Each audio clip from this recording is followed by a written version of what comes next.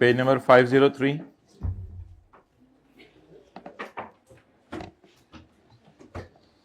Registered बंदा, मैंने आपको ये कहा था कि हमारा जो टैक्स लॉ है उसमें मैन्युफैक्चरर को, डीलर को, होलसेलर को, रिटेलर को, इन सबको चाहिए कि अपने आप को आके रजिस्टर करवाएं। तो हाइब्रिड में दूसरी क्लास में बातें करते हुए रजिस्टर्ड बंदा, हाइब्रिड में दूसरी क्लास में बातें हो रही हैं अभी तक। दूसरी रो में प्लीज जी, दूसरी रो में किताबें खोल लें प्लीज। भाई ये देखो हाइब्रिड में आवाज नहीं आ रही, दूसरी रो में किताबें नहीं खुल रही। अब तीनों को खड़े करना पड़ेगा, अब यही हाल है। अब रजिस्टर्ड पर्सन कौन है? जिस बंदे ने अपने आप को रजिस्टर करवा लिया है वो तो रजिस्टर्ड है। A registered person means a person who is registered, और वो बंदा भी रजिस्टर्ड है। Page number 503, who is liable to be registered, जिसने अपने आप को रजिस्टर करवाना है। असल में जो लोग अपने आप को रजिस्टर ना करवाएं उनको इसलिए रजिस्टर कहा जा रहा है, they are liable to be registered. अब लाइबल टू बी रजिस्टर्ड दो किस्म के लोग होते हैं, बल्कि सिंपल समझ लें, लाइबल टू बी रजिस्टर्ड एक ही किस्म के लोग होते हैं, जिन्होंने अपने आप को रजिस्टर कराना था लेकिन रजिस्टर नहीं करा रहे। रिटेलर है, होलसेलर है, डीलर है, जिसने अपने आप को रजिस्टर करवाना था लेकिन रजिस्टर नहीं करवा रहा, he will be called as liable to be. तो registered person means a person who is registered, जो रजिस्टर्ड है, and who is liable to be registered. अच्छा, जो बंदा लाइबल टू बी रजिस्टर्ड है, जो बंदा लाइबल टू बी रजिस्टर्ड है, उसको हमने क्यों रजिस्टर्ड कहा है? इस वजह से कि जब उससे टैक्स लेने आए तो वो कहे यार मैंने तो अपने आप को रजिस्टर ही नहीं कराया हुआ, उसे कहेंगे हम आपको इस वजह से छूट नहीं मिलेगी कि आपने अपने आप को रजिस्टर नहीं कराया हुआ। आपने जो चीज़ 100 रुपए की बेची है आपको 118 की बेचनी चाहिए थी, आपने गड़बड़ की है, अब आप 18 अपनी जेब से जमा कराओ अगर आपने कस्टमर को 118 की चीज़ नहीं बेची। ज़ाहिर बात है अगर दुकानदार कस्टमर को 118 की चीज़ नहीं बेचेगा, 18 अपनी जेब से जमा कराना पड़ेगा गवर्नमेंट को। तो वो बंदे तो रजिस्टर्ड हैं जो रजिस्टर्ड हैं, और जो लाइबल टू बी रजिस्टर्ड हैं वो भी, ताकि इनसे भी टैक्स जाके मांगा जा सके। रजिस्टर्ड पर्सन बस वो अलग चीज़ है। रजिस्टर्ड पर्सन वो हैं जैसे कि मैन्युफैक्चरर हैं, होलसेलर हैं, डीलर हैं, रिटेलर हैं, जिन्हें अपने आप को, जिन्होंने सेल्स टैक्स में रजिस्टर करवा लिया हुआ है।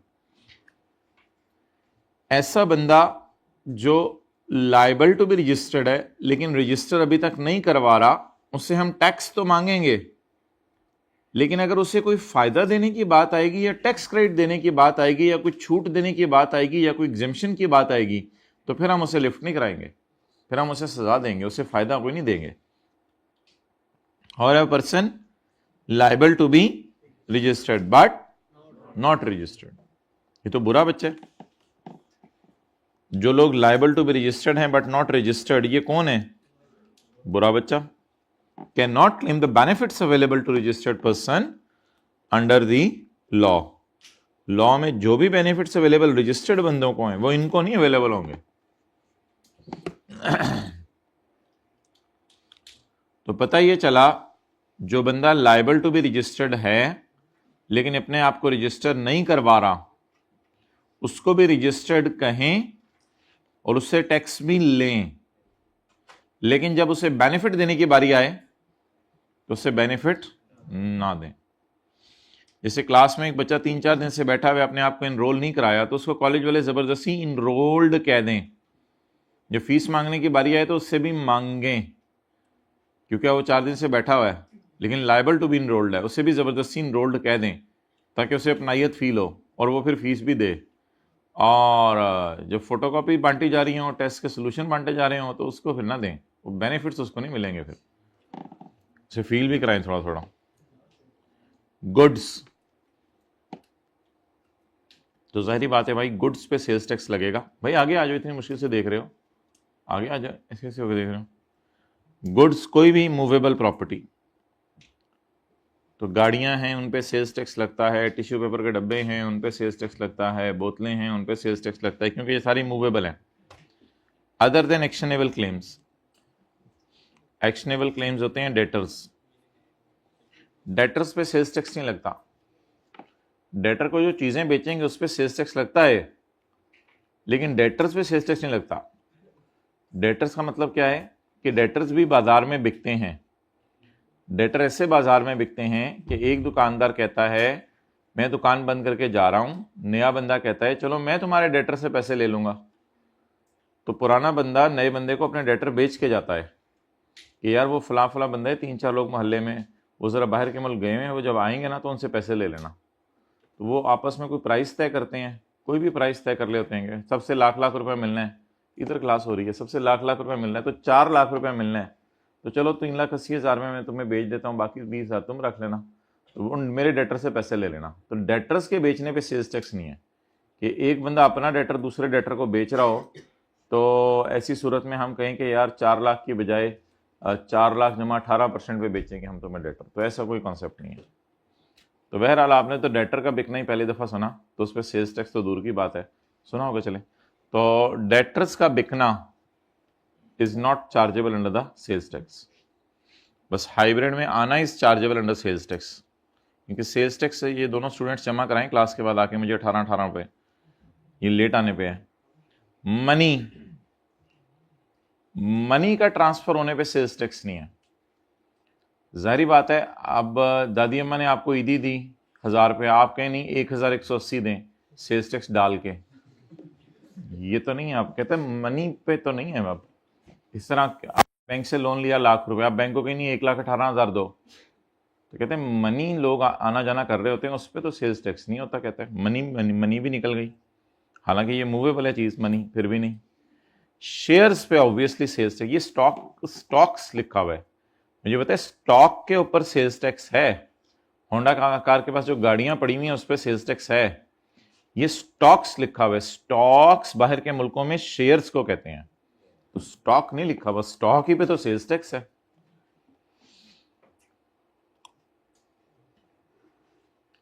तो वो 4 चीजें बता दें जो मूवेबल हैं लेकिन उन पे सेल्स टैक्स नहीं है, डेटर, मनी, स्टॉक्स, शेयर्स। लेकिन एक और चीज भी है, इमूवेबल चीजों पे भी सेल्स टैक्स नहीं है, क्योंकि है किन पे सिर्फ, तो फिर इमूवेबल भी निकल गई। तो लिख लें लैंड एंड बिल्डिंग पे भी सेल्स टैक्स नहीं लगता। यानी आप अगर लैंड बेचें 1 करोड़ की, तो क्या आपको 1 करोड़ 18 लाख आएंगे? नहीं, आपको सिर्फ 1 करोड़ आएंगे, क्योंकि लैंड बिकने पे सेल्स टैक्स नहीं है।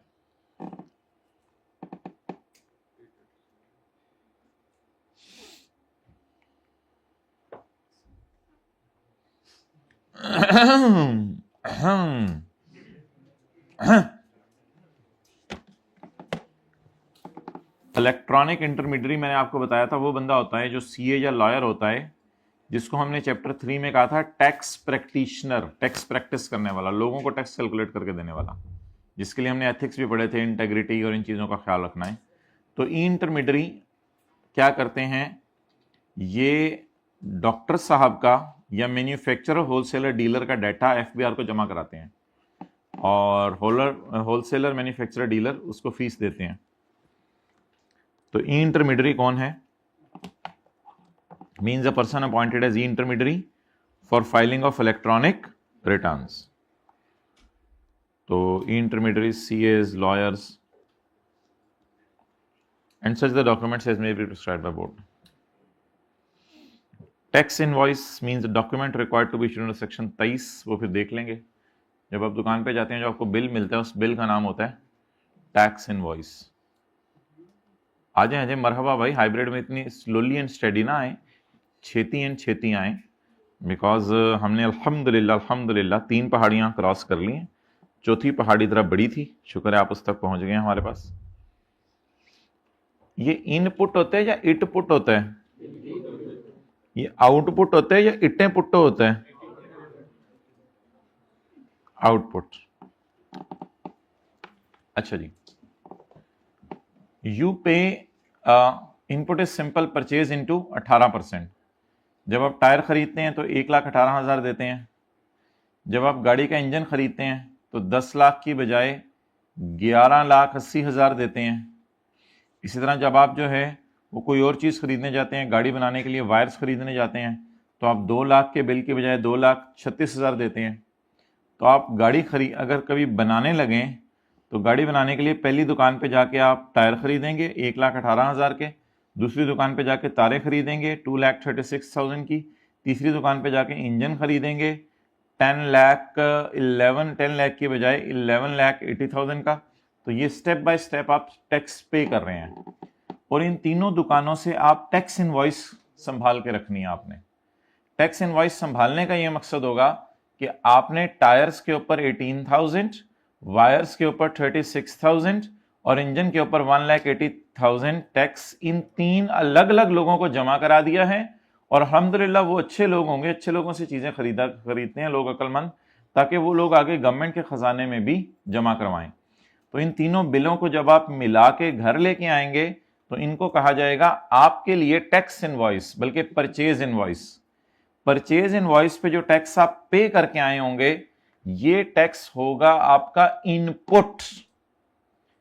अब आप गाड़ी बना के जब बेचेंगे तो बेचते हुए वो सारा बर्डन कस्टमर पे डाल देंगे, जो आप 18,000 की फॉर्म में, 36,000 की फॉर्म में और 1,80,000 की फॉर्म में जमा करा के आए हैं, वो सारा बर्डन कस्टमर पे शिफ्ट करने की कोशिश करेंगे। तो इनपुट कहां कहां पे किया जाता है? हमारा लॉ कहता है इनपुट यानी परचेज मेरी नजर में 5 किस्म की है।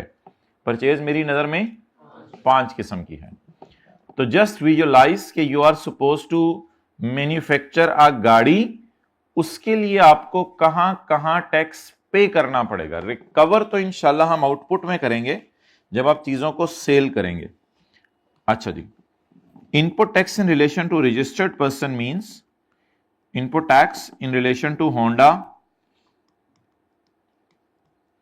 अगर होंडा की बुक्स की बात करें तो what is input tax? It is tax paid. ये टैक्स पेड वाला होता है, टैक्स रिकवर्ड वाला नहीं। 1 लाख का टायर 1,18,000 का खरीदा। It is tax paid on supply received. Supply received का क्या मतलब आपको लग रहा है? परचेज लग रहा है, सेल लग रहा है? कितने लोगों को परचेज लग रहा है? मतलब नीचे हम पता क्या पढ़ेंगे आउटपुट में? Supply of goods made. तो ये 2 लफ्ज अगर मैं हाईलाइट करूं, नीचे हम पढ़ेंगे सप्लाई मेड, लेकिन इधर हम पढ़ेंगे सप्लाई रिसीव। सप्लाई रिसीव किस कॉन्टेक्स्ट में यूज हो सकता है वैसे? परचेज। तो फिक्रा याद करें माय डियर इनपुट टैक्स के लिए। Input tax in relation to registered person means tax paid on supply of goods received by the person. तो फर्ज करें टायर्स हमने खरीदे हैं, आगे का फिक्रा वही है, tax levied on goods received की बजाय गुड्स बाय द पर्सन की बजाय बाय द पर्सन। तो फिक्रा तो वही हो गया। अब फर्ज करें मैंने इंजन है, तो मैंने इंजन परचेज नहीं किया लोकल मार्केट से। मैंने कहा इंजन तो यहां से जापान का लगाएंगे गाड़ी में, और इंजन आते भी पाकिस्तान में बाहर से ही है। पाकिस्तान में इंजन बनते नहीं है गाड़ियों के, अक्सर गाड़ियों के इंजन बाहर से आते हैं बने बनाए। तो अब tax paid on goods imported by the person. तो परचेज करते हैं तो पाकिस्तान में टैक्स पे करते हैं, और इंपोर्ट करते हैं तो भी पाकिस्तान में कस्टम अथॉरिटीज बैठी होती हैं सी पोर्ट पे, उनको टैक्स पे करते हैं।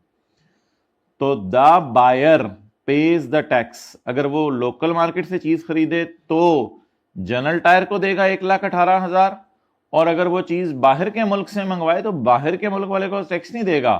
वो पाकिस्तान में जब 10 लाख का इंजन आएगा तो 1,80,000 उनको एक्स्ट्रा देगा, 10 लाख बाहर के मुल्क में भेज देगा और 1,80,000 कस्टम्स पोर्ट के ऊपर उन लोगों को देगा।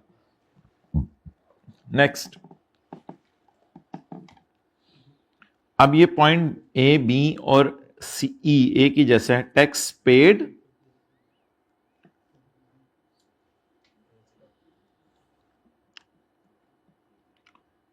On the supply of goods received by the person. जिसको मैंने ब्रैकेट में लिया है उसके अलावा देखें ये वाली लाइन क्या है, tax levied on supply of goods received by person, tax levied on supply of goods received by the person. तो ए और ई इज 100% सेम एक्सेप्ट एक लाइन लिखी हुई है अंडर द सेल्स टैक्स का कानून जो कि अडॉप्ट किया गया है आजाद जम्मू एंड कश्मीर में।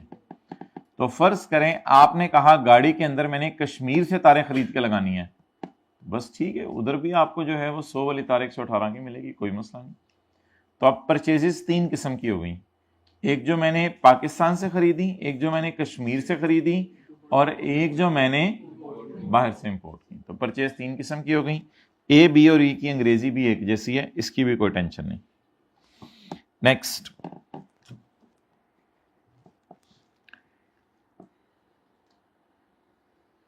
ये तो फिक्रा बार बार सेम चल रहा है, tax paid, tax paid, tax paid, tax paid, tax paid, tax paid on goods received by the person, tax paid on goods received by the person, ये भी अंग्रेजी वही होगी। इसमें जो मैं ब्रैकेट में लूंगा बस उसको आपको याद करना होगा, बाकी अंग्रेजी यहीं भी वो वाली होगी। अब इसमें और उनमें फर्क क्या है, तो मतलब ये है कि अंग्रेजी याद करना बहुत आसान है यहाँ पे, बस अब पॉइंट ए की अंग्रेजी याद रखें, आगे बी, सी और ई की अंग्रेजी उसी में से निकलेगी सारी। अच्छा याद कर लें दोबारा, tax paid on supply received, tax paid on goods imported, by the person and पे लगा दीजिएगा वो, tax paid on the goods acquired by the person, tax paid on the supply of goods under the sales tax law as adopted in Azad Jammu and Kashmir. अच्छा, कई दफा कुछ luxury items होते हैं जो आप खरीदते हैं, ये लग्जरी आइटम्स जो है ना, इस पर हुकूमत सेल्स टैक्स लगाती है लेकिन उसका नाम फेडरल एक्साइज रख देती है। Tax levied under sales tax का कानून, कहते हैं नहीं नहीं नहीं नहीं नहीं नहीं, अंडर फेडरल एक्साइज का कानून। तो ये अंग्रेजी भी ऑलमोस्ट सेम होगी, टैक्स लगाया अंडर सेल्स टैक्स का कानून, नहीं नहीं नहीं नहीं नहीं नहीं नहीं, अंडर फेडरल एक्साइज का कानून। हमने कहा फेडरल एक्साइज का कानून तो हमें नहीं आता, कहते चलो ये बिल्कुल सेल्स टैक्स की तरह का होता है, मोड नहीं होता चीजों का, मोड प्रेस करते हैं मोड का बटन, तो कहते हैं ये सेल्स टैक्स का मोड ही है, इसका कोई मोड अलग नहीं है, आप परेशान ना हो, ये सेल्स टैक्स ही होता है। हमने कहा अच्छा चलो ठीक है, हमने कहा थोड़ा सा पढ़ा दो वैसे हमें फेडरल एक्साइज क्या होता है, कहते हैं नहीं बस वो सेल्स टैक्स की तरह का ही होता है बस।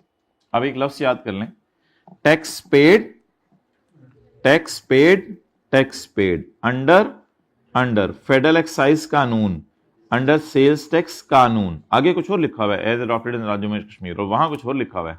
हमने कहा ये कौन सा कानून है, we have zero idea about this कानून, कहते हैं you must relax, it is just like a sales tax। यानी होगा ये कि आप लग्जरी सीट्स खरीद रहे होंगे तो आपको 1 लाख की बजाय 1,18,000 की मिल जाएगी, या हो सकता है फेडरल एक्साइज का रेट कुछ और हो, उसमें 23% हो, तो 1 लाख की बजाय 1,23,000 की मिल जाएगी। लेकिन कहते हुए लग्जरी चीजें खरीदने के ऊपर जो टैक्स लगाया करूंगा वो फेडरल एक्साइज होगा।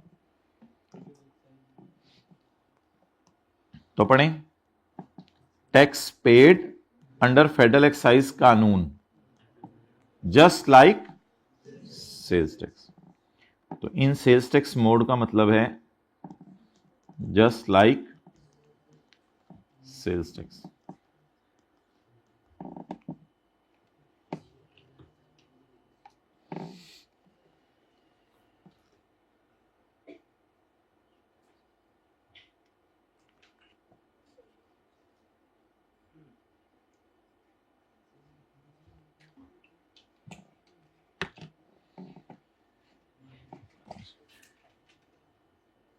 पेज 504 पे आए जरा,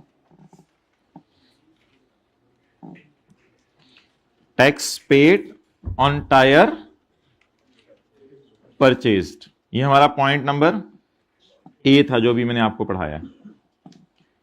tax paid on engine, 5 lakh वाला इंजन, उस पर 18% मैंने पे किया, ये मेरा क्या बनेगा, input. Tax paid in Azad Jammu and on wires, ये मेरा कौन सा पॉइंट बनेगा? Tax paid on luxury seats under under under under federal excise act. हमें तो नहीं पता ये कौन सा लॉ है। इन से लिखे ना, ये याद हो जाएगा। In sales tax mode, tax paid on luxury seats under federal excise का कानून इन सेल्स टैक्स मोड।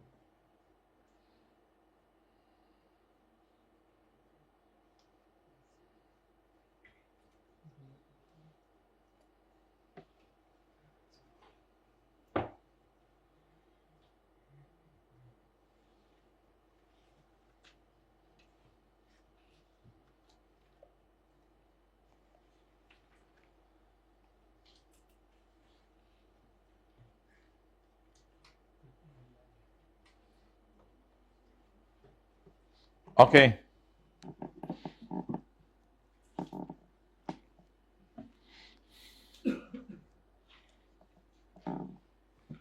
चले माय डियर, अब टेक लगाएं और याद करें बस।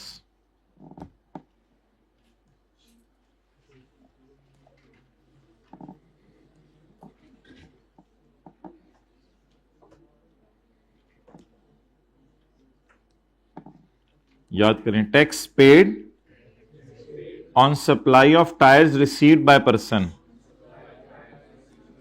From general tyre. Tax paid on engine imported by the person. Person से मुराद कौन है यहां? होंडा, जो इंजन इंपोर्ट करे, जो टायर इंपोर्ट करे, उसने क्या करना है? टायर को पकड़ के डंडे के साथ घुमाना है? टैक्स पे करेगा? नहीं, गाड़ी चलाएगा, गाड़ी बनाएगा उससे। टैक्स, ठीक है, tax paid on goods acquired by the person, luxury seats under कौन सा कानून?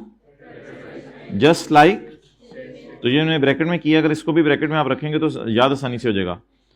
Tax paid on wires received by the person under the as adopted in. असल में थोड़ा इनपुट आउटपुट की डेफिनेशन जरा टाइम लेती है याद करने में, हमारे ज़माने में लेती थी, इसलिए आपको थोड़ा सा इस तरह करके बता दिया ताकि अभी याद हो जाए और घर में जाके मसला ना हो। अच्छा, आपको इनपुट आउटपुट की देती थी डेफिनेशन, हम कल जो है वो लगे रहे डीलर रिटेलर के हुए, तो वही याद नहीं हो रही थी। अच्छा जी, चलें आगे छोड़ें। अल्हम्दुलिल्लाह तीसरा दिन है और आपका जज्बा उसी तरह जो है वो मर चुका है जिस तरह पिछले चैप्टर्स में मर गया था, रोजाना का रोजाना याद करने का। अभी जिंदा है, अल्हम्दुलिल्लाह अल्हम्दुलिल्लाह। You are very proud of me माशाल्लाह। आगे, so I am very proud of you माशाल्लाह। तो पॉइंट नंबर डी, अक्सर आप सर्विसेज जो बाय करते हैं वो सूबे के कानून के तहत होती हैं। अक्सर सर्विसेज जो बाय करते हैं वो सूबे के कानून के तहत होती हैं।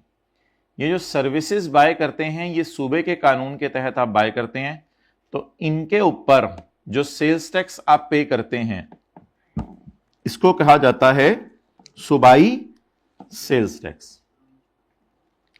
पेड ऑन, बोले बोले बोले, paid on services rendered to the person, यानी हमें सर्विसेज दे रहा है कोई। जैसे हम चीजें खरीद रहे थे तो अब हम सर्विसेज खरीद रहे हैं। सर्विसेज रेंडर्ड बाय होता फिर तो हम सेलर होते। याद रखिएगा ये इनपुट टैक्स किसके लिए होता है?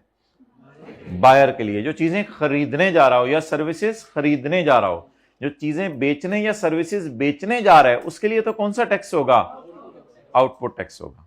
जो टैक्स खरीदने के मौके पे किया जाता है वो आपने पिक्चर ज़हन में रखनी है, जो मैंने आपको अभी सुबह आते ही बनवा दी है कि एक दुकान पे जाएं टायर खरीदें, अगली दुकान के ऊपर जाएं तारें खरीदें, अगली दुकान के ऊपर जाएं आप जो है वो इंजन खरीदें, अगली दुकान पे जाएं तारें लगवाएं अपने आप को। जो भी आप कर रहे हैं करके खरीदते रहें और फिर आके फैक्ट्री में गाड़ी बनाना शुरू करें। फिर जब बन जाएगी गाड़ी और वो आप सरासिफ को बेचें, उस वक्त आप सारा बर्डन उन पर डाल दें, तो वो टैक्स रिकवर हो रहा होगा, वो टैक्स फिर पे नहीं हो रहा होगा। अच्छा जी, तो अभी हम क्या हैं फिलहाल? बायर। सूबाई सेल्स टैक्स, चले मैं बोल देता हूं सूबाई सेल्स टैक्स, नहीं अब नहीं, सूबाई sales tax paid on services rendered to us, ऐसे करें अपनी तरफ उंगलियां, सर्विसेज रेंडर्ड टू अस। अच्छा हाथ खड़ा करें, जिंदगी भर इस तरह इशारा नहीं करेंगे किसी की तरफ, प्लीज हाथ खड़ा करें सारे 100% लोग, ऐसे ऐसे इशारा नहीं करेंगे। आप इधर बैठें, आप इधर हो भाई, आप इधर आ जाएं, आप इधर बैठें, आप तो शरीफ रखें, ये तरीका होता है। अगला तो मेरा चाचा लगे हैं, तो खुदा के लिए प्लीज गिव रिस्पेक्ट। समझाने के लिए इसलिए लोग कहते हैं 3 उंगलियां फिर आपकी तरफ होती हैं, आप एक अगले की तरफ कर रहे हैं, तो इसलिए ऐसे करें। ओके, सूबाई सेल्स टैक्स, नहीं वो सारी नहीं हो जाती, फिर कॉन्टेक्स्ट बदल जाता है, गलत बात निकालते हो। सूबाई सेल्स टैक्स पेड ऑन, ये पता नहीं कौन से मोड में है। सूबाई sales tax paid on services rendered to the person, यानी हमें कोई सर्विसेज दे रहा है, excluding those services as specified by board. अच्छा इसको जरा ब्रैकेट में ले लें,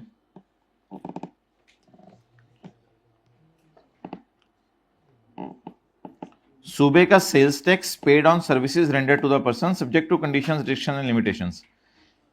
ये ब्रैकेट वाली बात अलग है, और ये जो सब्जेक्ट टू वाली बात है ये पिछले से मिल रही है। सब्जेक्ट टू का क्या मतलब होता है बेटा?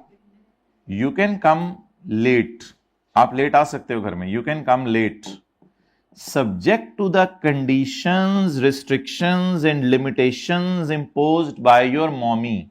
अबू आपको कह रहे हैं बुला के कि बेटा you can come late subject to the restrictions, conditions and limitations imposed by your mom. इस बात का क्या मतलब है? नहीं रीजंस तो नहीं, इस बात का मतलब है आप लेट आ सकते हो, मेरी तरफ से आपको इजाजत है, लेकिन जो अम्मी आप पे कंडीशंस, रिस्ट्रिक्शन, लिमिटेशंस लगाएं उनको सामने रखते हुए। आप अम्मी के पास गए, अम्मी से आपने पूछा क्या कंडीशन, रिस्ट्रिक्शन, लिमिटेशंस हैं? बेटा अगर तुम घर से बाहर हो और लेट हो तो 2 किलोमीटर के रेडियस से बाहर जाने की तुम्हें इजाजत नहीं। पहली शर्त यह है। दूसरी शर्त यह है कि वो जो खाला रशीदा का बेटा है वो खराब हो गया है, उसके पास तुमने नहीं बैठना। और तीसरी बात यह है कि मोबाइल को साइलेंट मोड में नहीं रखना। तो ये 3-4 कंडीशंस मैं लगा रही हूं, इनके साथ रहते हुए अगर तुम घर लेट आए तो मुझे कोई मसला नहीं। तो लॉ मेकर क्या कह रहे हैं? कहते हैं मैं सर्विसेज का टैक्स भी आपको माइनस करने दूंगा। असल में ये सारी चीजें ना न्यूमेरिकल के फेस पे माइनस होनी है, बहुत बड़े बेनिफिट्स हैं ये। कहते हैं असल में इनपुट टैक्स का ना टैक्स क्रेडिट मिलता है। इनपुट टैक्स का आने वाले दिनों में हम नाम पढ़ेंगे टैक्स क्रेडिट। ये देखें लेस होता है, ये लेस होके 5,40,000 की बजाय हम हुकूमत को सिर्फ 381 देके आ रहे हैं, तो बहुत बड़ा बेनिफिट है इनपुट टैक्स। तो कहता है सूबे का सेल्स टैक्स जो आपने सर्विसेज खरीदते हुए पे किया है अल्हम्दुलिल्लाह वो भी आपका इनपुट है, लेकिन आगे क्या उसने लिख दिया? Subject to conditions, restrictions and limitations imposed by law. वो पता नहीं क्या कंडीशंस है, हमारे इस सफे पे तो कम से कम नहीं लिखी हुई। तो बताएं जी सूबे का सेल्स टैक्स खुलेआम माइनस करने की इजाजत है या सब्जेक्ट टू रिस्ट्रिक्शंस? और कई दफा तो वो इतना जालिम हो गया, कहते हैं कुछ सूबाई टैक्स में माइनस ही नहीं करने दूंगा। हमने कहा क्या मतलब? कहते हैं सुनो, excluding those services as specified by. कुछ सर्विसेज ऐसी सर्विसेज हैं मेरी नजर में बुरी सर्विसेज के बोर्ड उनका इनपुट सिरे से ही माइनस नहीं करने देगा। हमने कहा चलो बता देना फिर कभी। कहते हैं बता दूंगा। हमने कहा कैसे बताओगे? कहते हैं मैं नोटिफाई करूंगा। हमने कहा कैसे? हमें मैसेज आएगा। कहते हैं नहीं, जो साल में एक दफा गजट छपता है ना हुकूमत का, उसमें मैं कभी बता दूंगा कि कौन कौन सी सर्विसेज मेरी नजर में ऐसी हैं जिनका इनपुट मैंने डेड करना है। कहते हैं वो मैं खुद बताऊंगा आपको, इंशाल्लाह कभी आना वो मैं बताऊंगा। तो बता नहीं रहा यहां पे, लेकिन फिक्रमंद करके जा रहा है कि कुछ होने वाला है। ओके, अब पढ़े पॉइंट डी दोबारा। अच्छा पॉइंट बड़ा आसान है। सूबे का सेल्स टैक्स जब आप सर्विसेज खरीदें वो भी इनपुट है, subject to conditions, restrictions and limitations imposed by law. और ब्रैकेट में एक छोटी सी बात लिखी हुई है, लेकिन कुछ सर्विसेज ऐसी हैं excluding those services as specified by board का क्या मतलब है कि उन सर्विसेज का इनपुट फिर अलाउ होगा या डेड होगा? डेड होगा। अब इसको किसी तरह याद करें जरा मेरे साथ बैठ के। सूबे का sales tax on services rendered to us. मिसाल के तौर पे आपने होंडा एटलस कार वालों ने कोई कोरियर करवाया, तो कोरियर 10,000 रुपए का बना, कोरियर का बिल, तो उसने 10,000 की बजाय 11,800 ले लिए, तो 1,800 आपका इनपुट है, कोई मसला नहीं, subject to the restrictions conditions and limitations imposed by law. लेकिन कुछ ऐसी सर्विसेज हैं जो हमारी नजर में सर्विसेज नहीं है, तो उनको फिर हम सर्विसेज के डेफिनेशन से आपको इनपुट उनका अलाउ नहीं करेंगे, excluding those services as specified by board. हमने कहा ये बोर्ड का क्या इरादा, कैसे स्पेसिफाई करना है? कहते हैं नोटिफिकेशन आएगा, आपको नोटिफाई करेंगे हम। हमने कहा कैसे? कहते हैं वो हुकूमत का गजट छपता है हर साल अखबार में एक दफा, वो साल में एक ही दफा आता है, उसमें आपको बता देंगे इंशाल्लाह। तो इसलिए इसकी मिसाल हमने नीचे डाली हुई है। सूबे का sales tax paid on purchase of accounting services. आपने किसी से जाके कहा कि मुझे अकाउंटिंग कर दो, मैंने गाड़ी खरीदी है, इसके टायर हैं, इसकी परचेजेस की जनरल एंट्री कर दो, सेल की जनरल एंट्रीज कर दो, मुझे नहीं आती ये सारा, फिर हमारे प्लांट की डेप्रिसिएशन भी निकाल दो, ये सब कुछ कर दो। किसी ने कहा ठीक है 50,000 रुपया दो, मैं सारी कैलकुलेशन करके दे देता हूँ। तो 50,000 का जब वो बिल आएगा आपको, तो पाकिस्तान में सर्विसेज पे भी आप टैक्स लगने लग गया है, तो 50,000 की बजाय आपको बिल आएगा मेरे ख्याल से 59,000 का, जिसमें 18% क्या होगा, सेल्स टैक्स होगा। तो आप 59,000 पे करके आ रहे होंगे, अल्हम्दुलिल्लाह इसमें 9,000 मेरा इनपुट है, ये इनपुट न्यूमेरिकल के फेस पे माइनस करने की इजाजत है। तो मैंने जब गाड़ी सेल करनी है, सेल ऑफ कार करनी है, अभी ये तो मैंने की नहीं फिलहाल, जब मैंने सेल ऑफ कार करनी है, वो तो आउटपुट के डेफिनेशन में पढ़ाऊंगा, जब मैंने सेल ऑफ कार करनी है तो उसके लिए मुझे टायर भी खरीदने पड़ेंगे, उसके लिए मुझे इंजन भी इंपोर्ट करना पड़ेगा, उसके मुझे लग्जरी सीट्स फेडरल एक्साइज कानून के तहत टैक्स पे करूंगा वो भी करनी पड़ेंगी, उसके लिए मुझे अकाउंटिंग अगर खुद नहीं आती तो किसी से पैसे देके करवानी पड़ेगी, और उसके लिए मुझे तारें भी खरीदनी पड़ेंगी। तो to make a sale I have to buy goods and acquire services. तो मुझे चीजें बेचने के लिए चीजें भी खरीदनी पड़ेंगी और साथ सर्विसेज भी रेंडर करवानी पड़ेंगी किसी से। सर्विसेज के लिए इसने परचेज का लफ्ज यूज नहीं किया, रेंडर और प्रोवाइडेड का लफ्ज यूज किया है, कमाल लफ्ज है, रेंडर्ड और प्रोवाइडेड, बाय अस नहीं, टू अस, क्योंकि हम इस सवाल में क्या हैं, बायर हैं। चलें जी, आखिरी दफा आपको मौका दे रहा हूं, पॉइंट डी याद कर लें। सूबे का sales tax on services rendered to us, हमें किसी ने आके सर्विसेज दी हैं, हम होंडा हैं, मैंने लिख दिया हुआ ऊपर, यहां लिखा था मैंने Honda. Subject to the conditions restriction, subject to conditions यहां से मिल रहा है, एक्सक्लूडिंग बात में लगा हुई है, excluding those services as specified by board. अच्छा जी आगे चलें। आउटपुट टैक्स क्या होता है? ये अब सेलर के एंगल से डिस्कशन होने लगी है या बायर के एंगल से? सेलर के एंगल से। अच्छा, इसमें अब मेरी एक बंदे की बुक्स नहीं है, ये सारा मैंने आपको मिसाल दे दी थी, बुक्स ऑफ होंडा है या किया कार्स है, चलो जो भी है यार, इससे क्या फर्क पड़ता है, बुक्स ऑफ होंडा लिख लें, किया लिख लें, जो मर्जी लिख लें, उससे क्या फर्क पड़ता है, किसी की भी बुक्स हों। अच्छा, लेकिन इधर कहानी और है, इधर ये किया गाड़ी वालों की बुक्स होंगी, इधर ये लग्जरी सीट सेलर वाले की बुक्स होंगी, और इधर ये कोरियर सर्विस वाले की बुक्स होंगी, जो हमें कोरियर सर्विस दे रहा है या जो हमें अकाउंटिंग सर्विस दे रहा है।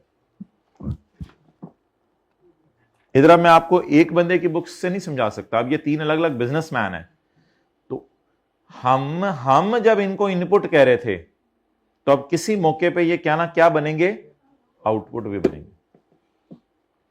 तो अब ये तीन अलग किस्म के सेलर है, एक गाड़ियां बेच रहे हैं, एक का काम सीटें बेचने हैं, और एक का काम सर्विसेज देने।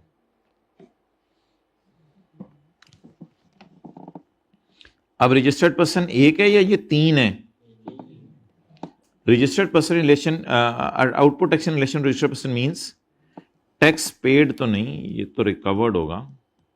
अब लॉ मेकर तो बड़ा बोंगा है, उसने लेविड यूज कर लिया। लेविड असल में होता है चार्ज करना, टैक्स। बहरहाल वहां पे इसका मतलब पेड है और यहां पे इसका मतलब रिकवर्ड है। रिकवर्ड लिख लिया सबने बुक पे आपने? ठीक है, लिख लें।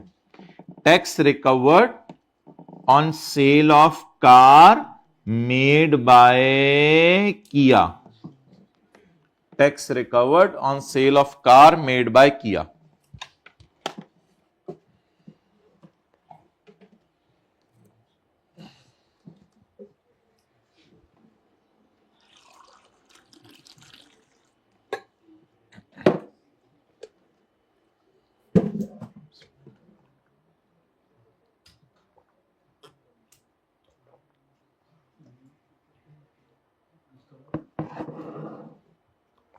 It is my H2O break only.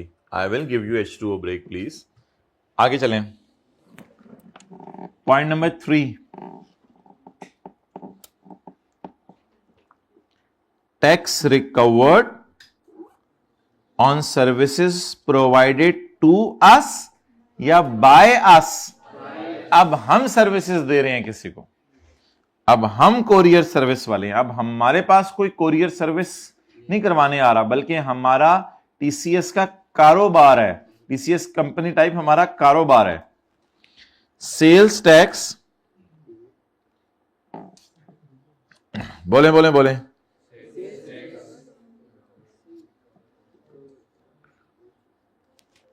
Sales tax recovered on service provided by the person से क्या मुराद है?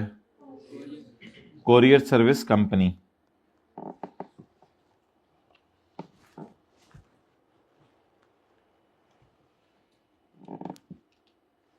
Sales tax recovered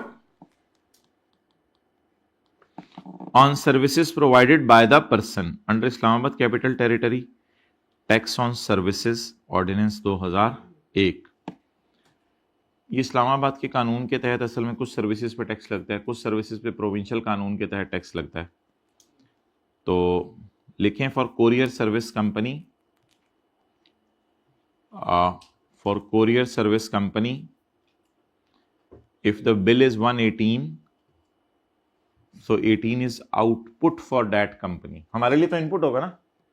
for courier service company if bill is 236, if bill is 236, then it is then 36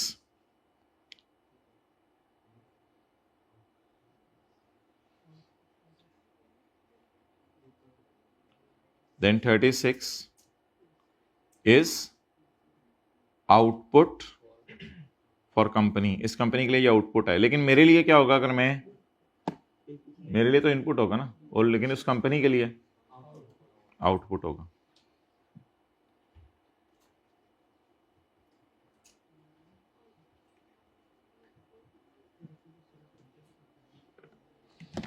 okay,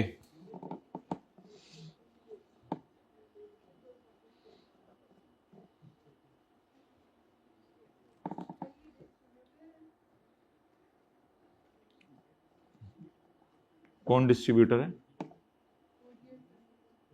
नहीं नहीं नहीं, ये distributor नहीं होता। डिस्ट्रीब्यूटर तो ये होता था जो मैन्युफैक्चरर से चीज़ें उठा के होलसेलर के पास लेके जाता है, वो गुड्स का कारोबार करता है। ये तो डाक डिस्पैच करता है या सफ़े डिस्पैच करता है, इसलिए इसकी डेफिनेशन हमने कहीं नहीं पढ़ी कोरियर सर्विस वाले की, क्योंकि कोरियर सर्विस वाला कौन होता है उसकी डेफिनेशन सूबों के सेल्स टैक्स में दी होगी। डिस्ट्रीब्यूटर और होता है, डिस्ट्रीब्यूटर वो होता है जिसके पास डिलीवरी वैन्स होती हैं for transferring goods, not for transferring कागज। ओके, अब आप लग्जरी सीट सेलर की बुक्स में आ जाएं ताकि ये आउटपुट की डेफिनेशन खत्म हो जाए।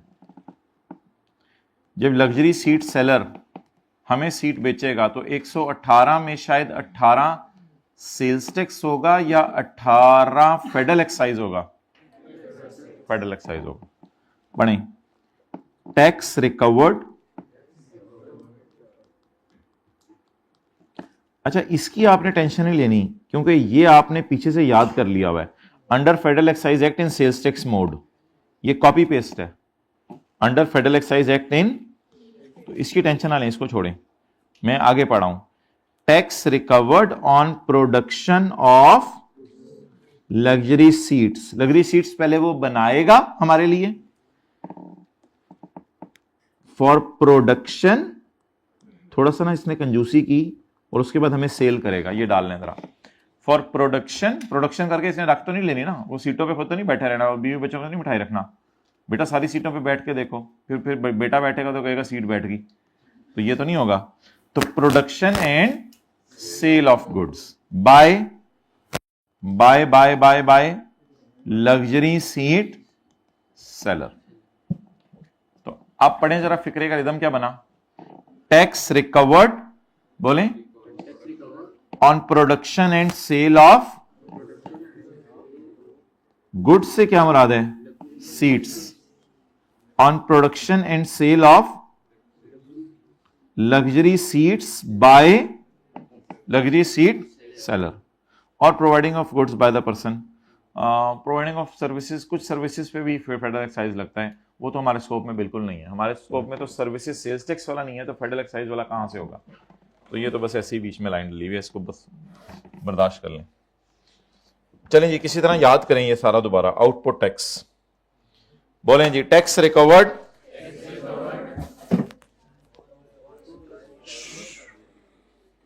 Tax recovered on sale of car made by Honda. Next point 3 में आ जाएं। Sales tax recovered on sale of car या on services provided by the person. अच्छा, ये भी अल्लाह का शुक्र है, याद करना आपको आसान है। Tax recovered on supply on providing services made by the person, ये फिक्रे सेम है। अब इधर आ जाए, बस आखिरी याद कर लें। टैक्स रिकवर्ड, ये आपने पीछे से याद किया हुआ है पहले ही, on production and by luxury seat seller. ये लग्जरी सीट सेलर यहां नहीं लिखना तो यहां लिख लेंगे, बाय द पर्सन, यानी पर्सन से मुराद वो है।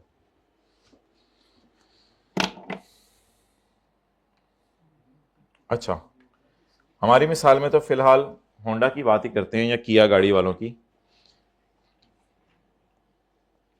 6 लाख रुपए का इसने 7-8 लाख रुपए, 8 लाख रुपए, 8.5 लाख रुपए और 30,000, 8,80,000 रुपए की चीजें और सर्विसेज खरीदी। और जाहिर बात है, इसके अलावा इसने हो सकता है कि कुछ लेबर के भी पेमेंट्स की हों और कुछ और खर्चे भी हुए हों, फैक्ट्री की डेप्रिसिएशन वगैरह, ये सारा डाल के अच्छा खासा खर्चा आ गया गाड़ी बनाने पे। और इन द एंड बेची गाड़ी कितने की, 30 लाख की। तो 8.5 लाख का उसका मटेरियल वगैरह खरीदा था, फिर लेबर हुई होगी और हुआ होगा, थोड़ा अपना प्रॉफिट डाला होगा, तो कस्टमर को कितने की गाड़ी बेची, 30 लाख की। लेकिन कस्टमर को 30 लाख का बिल नहीं बना के दिया होगा। अब ये वाला जो सारा बर्डन है ये कस्टमर पे डालना है, लेकिन ऑब्वियसली उससे भी ज्यादा आप चीज महंगी करके बेचेंगे तो खाली ये बर्डन ही डाल रहे होंगे। अब आप चीज जितने की बाजार में बेच रहे हैं उस पर सेल्स टैक्स लगाएंगे। आप नॉर्मल कस्टमर को बताएंगे यार ये चीज 30 लाख की है, कस्टमर 1000 दफा पूछेगा कितने की बनाई आपने, आप कभी भी नहीं बताएंगे कितने की बनाई। आप कहेंगे बस वो छोड़ो, वो मेरा काम है, वरना कारोबार शुरू कर दो तुम भी। किया गाड़ियों का मैं कर रहा हूं, चिया गाड़ियों का तुम कर दो। तो 30 लाख ज़रब 18%। अब आप कस्टमर से रिकवर कितना करेंगे, 5 लाख। लेकिन जब आप गवर्नमेंट को उठा दिया करें थोड़ी देर बाद, लेकिन जब आप 5,40,000 कस्टमर से रिकवर कर लेंगे तो फिर आप जो है वो हुकूमत को पूरा नहीं जमा कराएंगे, क्योंकि थोड़ा सा टैक्स आपका टायर वाले ने हुकूमत को पहुंचा दिया हुआ है, थोड़ा सा टैक्स इंपोर्ट स्टेज पे हुकूमत तक पहुंच चुका हुआ है, थोड़ा सा टैक्स लग्जरी सीट्स वाले ने आपका हुकूमत तक पहुंचा दिया हुआ है, थोड़ा सा टैक्स अकाउंटेंट ने आपका पहुंचा दिया हुआ है, थोड़ा सा tax Azad Jammu and Kashmir वालों ने हुकूमत तक पहुंचा दिया हुआ है। तो ये सारे पहुंची हुई सरकार हैं। तो जब ये ऑलरेडी पहुंचे हुए हैं तो फिर 5,40,000 में से ये माइनस कर दें, बाकी टैक्स हुकूमत को पे कर दें। Output minus input. तो सेल्स टैक्स दो-धारी तलवार है, परचेज के मौके पे किया जाता है, सेल्स के मौके पे रिकवर किया जाता है। तो सारे में जो हाईलाइट करने वाली बात है, खुद मिटा के एंड पे हाईलाइट कर देते हैं, हमने किसी और चीज को हाईलाइट किया होता है, वो ये है कि इनपुट टैक्स क्या पे किया जाता है, पे किया जाता है और आउटपुट रिकवर किया जाता है at the time of sale, और इनपुट टैक्स पे किया जाता है at the time of purchase.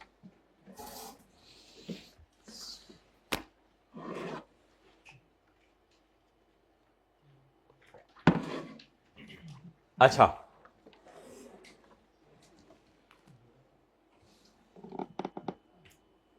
अब हमने एक डेफिनेशन सुबह सुबह पढ़ी थी, गुड्स। छोड़े ना कैलकुलेशन, इसकी तो जरूरत नहीं है। हमने अच्छा हाँ, एक और चीज देख लें, कस्टमर को बिल आप कितने का बना के देंगे? 35,40,000 का। इसमें 30 लाख क्या होगा? चीज की प्राइस, और 5,40,000 क्या होगा? Sales tax. तो ये हमारी क्या बनेगी? टैक्स इनवॉइस, जिसको किया गाड़ी वाले क्या कहेंगे? Sale invoice. और इसी इनवॉइस को जो खरीद रहे बंदा वो क्या कहेगा? कस्टमर क्या कहेगा इसे? और सेलर, लेकिन हम इसका नाम क्या रखा करेंगे? Tax invoice. What is the price excluding sales tax? 30 lakh. What is sales tax? 5,40,000। What is the price including sales tax? So this is exclusive of sales tax and this is inclusive of sales tax. Taxable goods की definition आप खुद पढ़ें और side पे होके हंस लें। Public company is a company, private company is a company which is not a public company. And taxable good means goods other than exempt. तो exempt अभी हमने पढ़ी नहीं, कहते exempt के अलावा वाली taxable है। तो हमने समझा था टैक्सेबल वाली टैक्सेबल होती हैं, कहते हैं नहीं, एग्जाम्ड के अलावा वाली टैक्सेबल होती हैं। तो कभी एग्जाम्ड गुड्स पढ़ेंगे सेक्शन 13 में तो फिर हमें अंदाजा हो जाएगा। असल में थोड़ा सा सुन लें, पाकिस्तान में ना कुछ गुड्स ऐसी भी हैं जो टैक्सेबल नहीं है सिरे से, जैसे कि बकरे होते हैं, तो बकरा इज नॉट टैक्सेबल, हालांकि ये मूवेबल गुड्स हैं, तो ये टैक्सेबल नहीं है। ये नहीं होता कि बकरा आप पसंद करें ईद पे ₹1,00,000 का, तो वो कहे कसाई 1,00,000 हटा जाए, तो दूसरा बंदा कहे बेचने वाला 1,18,000 दे दो। इसी तरह सादा रोटी किसी तंदूर पे मिल रही है तो वो भी ये नहीं कि ₹10 की रोटी है तो चलो 11 रुपये 80 पैसे मुझे दो, ऐसा भी कोई तस्वुर नहीं है। इसी तरह होली कुरान है पाकिस्तान में बेचना, उस पर भी सेल्स टैक्स नहीं लगता। अगर 1,000 रुपये वाला कुरान है आपको 1,180 में नहीं पाकिस्तान में मिलेगा, वो 1,000 का ही मिलेगा। इस तरह और भी बहुत सी चीज़ें हैं जिनकी हम लिस्ट पढ़ेंगे कि हुकूमत ने उनको सिरे से माफ़ी कर दिया। भाई क्या वजह है? वो हुकूमत की मर्ज़ी। तो हुकूमत कुछ चीज़ों को सेल्स टैक्स से निकाल देती है। दालें भी इसी में आएंगी, हम पल्सेस पढ़ेंगे, दालें, नब्ज़ नहीं, पल्सेस, दालें। तो दालें भी इसी में आएंगी कि अगर 1,000 वाली दाल आप ख़रीद रहे हैं तो 1,180 में नहीं ख़रीदेंगे, सिर्फ 1,000 में ख़रीदेंगे। 1 किलो मैं नहीं कह रहा, तो क्यों परेशान हो रहे हैं? 1 किलो 1,000 रुपये की दाल और गोश्त का मुकाबला लगा हुआ है।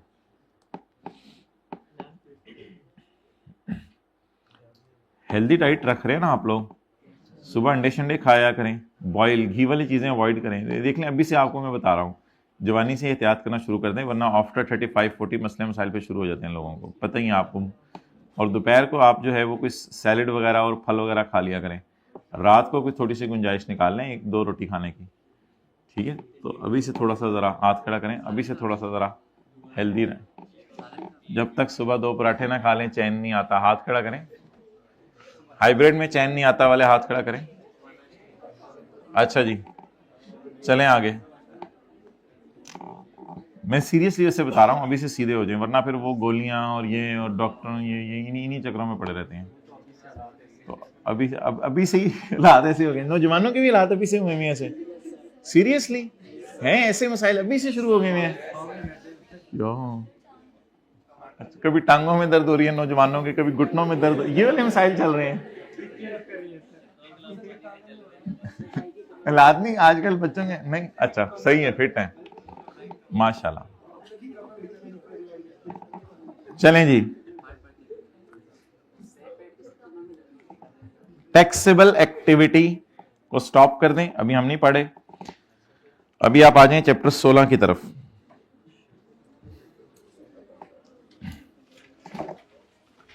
अच्छा, आज सेल्स टैक्स में तो कुछ नहीं याद करने वाला, कोशिश की इधर ही आपको याद करा दिया जाए। दो डेफिनेशंस थी, एक हमारी इट पुट आउटा पुट्टा,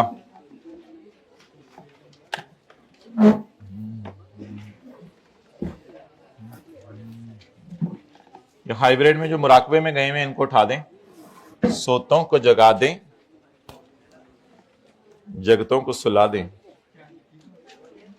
आज जरा साथ वाले को लोरी दें थोड़ी सी, जरा प्रैक्टिस करें। Practice makes a man perfect.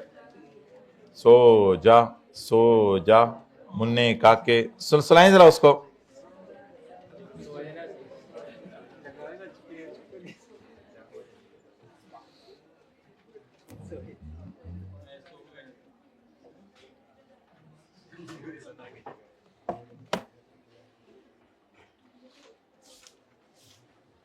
अच्छा, ये बड़ी आसान सी चीजें, पता नहीं आई कैप थ्योरी के सवालों में पूछ रहे, आसान सी चीजें उसको पूछनी नहीं चाहिए। हर टैक्स पेयर जो बिजनेस इनकम कमा रहा है उसके लिए जनरल रिक्वायरमेंट्स ये हैं जो सारे टैक्स पेयर्स के लिए हैं जो बिजनेस कमा रहे हैं। सारे टैक्स पेयर्स कौन होंगे बोले? Individuals, AOPs, companies. ऐसे लिखा ना करें ना, क्योंकि कॉन्सेप्ट समझ आते फिर पेपर में सवाल आता है वो सॉल्व हो जाता है, तो फिर लिखा ना करें साथ साथ आप लोग। तो इस तरह ना कहीं साथ वाले को तो इतना ढीठा भी नहीं लिख रहा, ये लफ्ज भी जिंदगी से निकालने, कुछ नहीं कहना होता भाई, प्यार से बात कर लें भाई, इस तरह हाथ, भाई आप भी लिख लो, भाई तू लिख ले, तो बोंगी है ना, आप लिख लें भाई, आप भी लिख लें। आप कहते हैं तो मैं लिख देता हूं। अच्छा जी, every tax payer deriving income from business general requirements. General requirement से क्या मुराद है? यानी कि आमतौर पे ये चीजें सारे टैक्स पेयर्स के पास होनी चाहिए जो बिजनेस कर रहे हैं। अगर बिजनेसमैन के पास ये रिकॉर्ड्स भी नहीं है तो बिजनेसमैन उधर बैठ के बीन बजा रहा है। Tax payers required to maintain proper books of accounts, documents and records. अब ये फिक्र आप कहेंगे कितना आसान है, लेकिन ऑब्वियसली अगर इधर इनप्रॉपर लिखा होता तो आपने बैठे बैठे ही तड़फने लग जाना था। तो प्रॉपर बुक्स रखनी है, ठीक है। उसके कंधे का क्या कसूर है? कितना किराया देते हो दिन में कंधे का उसके? रिकॉर्ड्स टू बी केप्ट, पैसे आने का और पैसे जाने का, और किस मद में पैसे आए और गए। आगे पढ़े। सेल का रिकॉर्ड और सर्विसेज का रिकॉर्ड। प्रोवाइडेड एंड ऑब्टेन्ड का मतलब जो खरीदी और जो बेची, सारी चीजें। ऑल एसेट्स ऑफ द, अब मैंने क्या चीजें आसान है, पता नहीं आई कैप क्यों इनको टेस्ट करे, मुफ्त के नंबर देना चाह रहे हैं बच्चों को। ऑल लाइबिलिटीज ऑफ द, भाई टैक्स पेयर से मुराद बिजनेसमैन है प्लीज, क्योंकि इधर बिजनेसमैन की बात हो रही है। In case of a tax payer engaged in assembly, production, processing, manufacturing, mining और like activities, all items of cost relating to material, labour and other inputs. Other inputs को आप लोग क्या कहते हैं कॉस्ट की क्लास में? ओवरहेड्स। चलें किसी भी क्लास में क्या कहते हैं? ओवरहेड्स। मटेरियल, लेबर और इसके अलावा और भी खर्चे होते हैं ना बिजनेस के, बिजली के बिल होते हैं और खर्चे होते हैं, सबके रिकॉर्ड रखें। Next, the accounts and documents shall be, ये तो रेपिटेशन है, ऊपर पढ़ा लिखा हुआ है। Accounts and documents shall be, ऊपर लिखा तो पड़ा हुआ है लेकिन अभी तक हमने याद नहीं किया ये चैप्टर। हाथ डाला था एक दफा इस चैप्टर को, उसके बाद नीनो आ गई थी तो मैं sorry, it was intentional slip of tongue. The accounts and documents shall be maintained for a period of 6 years of the length of the year to which they relate। लेकिन अगर case court में चला जाए तो फिर 6 साल से ज्यादा, बल्कि जब तक फाइनल फैसला ना आ जाए तब तक रिकॉर्ड्स को संभाल के रखना है। ये पिलर के साथ बैठ के बातें नहीं करनी होती। क्या चीज? ये वाला कॉलेज वालों के पास फीस से पैसे आए और कॉलेज वालों ने बिल्डिंग का किराया दिया, उसकी डिटेल संभाल के रख लें। नहीं, ये इसने सिर्फ इसलिए दोबारा पहला पॉइंट करवाया जो सो अटेंटिव नहीं था। Every tax pair other than companies. अब किसकी बात होने लगी है? Every tax pair other than, जो कौन सी इनकम कमा रही हैं, इनके लिए देख लें। ऐसे टैक्स पेयर जिसने बिजनेस इनकम 5 लाख से कम है या नए टैक्स पेयर्स हैं। अब आपको क्या फील हो रहा है, ये स्मॉल स्केल बिजनेस की बात हो रही है या लार्ज स्केल बिजनेस की? नए बिजनेस भी आमतौर पे स्मॉल स्केल होते हैं, अनलेस कि बहुत बड़े लेवल पे आप खोलें, वो कोई मसला नहीं, नया बिजनेस हमेशा इधर ही आएगा। और जिसकी साल की सेल नहीं माजरत इनकम, बिजनेस इनकम 5 लाख से कम है, उन लोगों के लिए कौन से रिकॉर्ड संभाल के रखने हैं? ये वाले। अच्छा, ये तो जनरल रिक्वायरमेंट्स थी ना, जनरल। अब ये स्पेसिफिक रिक्वायरमेंट्स हैं जो इन लोगों के लिए खास हैं। वो क्या हैं?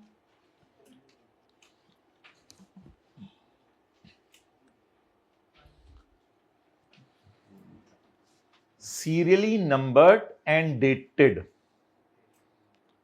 कैश मेमोज, इनवॉइसेस, रसीद for each transaction of sale और रसीद कंटेनिंग द फॉलोइंग। अच्छा, जो छोटे बिजनेसमैन होते हैं उन्होंने एक डायरी पे लिखा होता है कि कितना कैश मेरे पास आ रहा है। आलू बेच के जो है वो 300 रुपया आया, पत्ती बेच के 500 रुपया आया।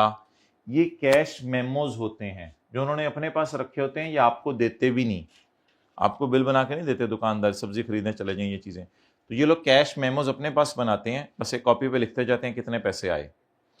लेकिन थोड़ी सी आप बड़ी दुकान पे चले जाएं, थोड़ी सी ज्यादा चीजें खरीदें, तो वो फिर प्रॉपर आपको इनवॉइस बना के देता है, जिसको रसीद भी कहते हैं। For each transaction of sale और रसीद कंटेनिंग द फॉलोइंग, या अगर बहुत बड़ा बिजनेस है तो फिर रसीद पे ये लिखें, टैक्स पेयर्स नेम और the name of his business.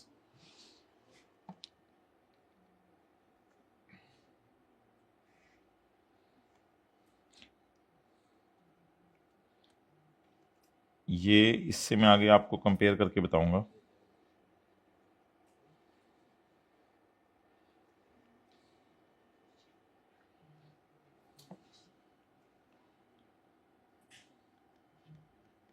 ये बात हो रही है सेलर की।